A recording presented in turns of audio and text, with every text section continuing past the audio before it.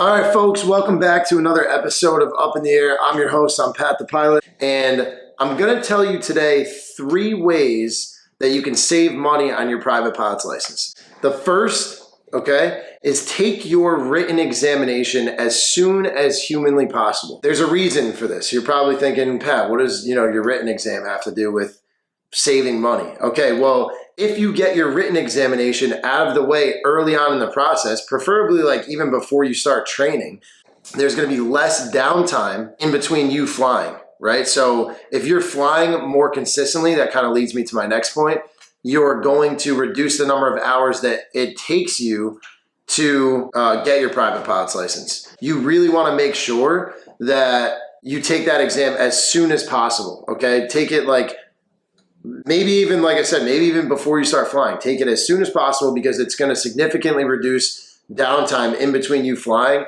And to get better at flying, honestly, it's just a motor skill. You're going to have to do it a lot. You're going to have to practice. You're going to have to fail, right? So that's step number 1. Take that written exam as soon as you possibly can. I know people told me to do that before, and I was like, yeah, whatever. Like, I'll do the written whenever I get to it. No, take that shit fucking right now. As soon as you can, get it out of the way so you can focus on flying. That's step number 1.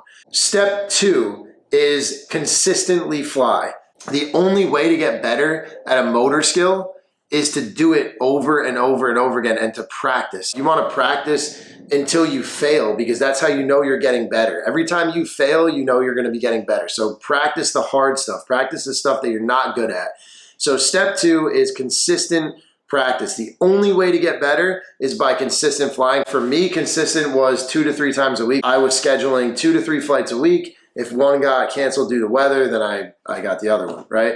And step 3 is try to find a school with a fixed price. Mine, I think I paid $12,500 in 4 installments. You don't want to go with a school that's hourly because typically the instructors aren't really too motivated to move you along. Those are the 3 tips that I would give somebody that is starting to fly that wants to save money on their license. So to recap, take that written exam as early as you possibly can so that way you can reduce the amount of downtime in between your flying so you can consistently fly, which is step 2. You have to consistently fly like 2 to 3 times a week to really get that motor skill down. If you don't use it, you lose it. So you need to fly every single week and stay consistent with it right up until your check ride. And then obviously try to find a school that has a fixed rate cost. So you try to find a school that is maybe $12,500, fixed rate for a guaranteed 40 hours. I hope you guys have learned something from this video. If you have any suggestions or tips for other people, please drop a comment below and let us know what you would recommend.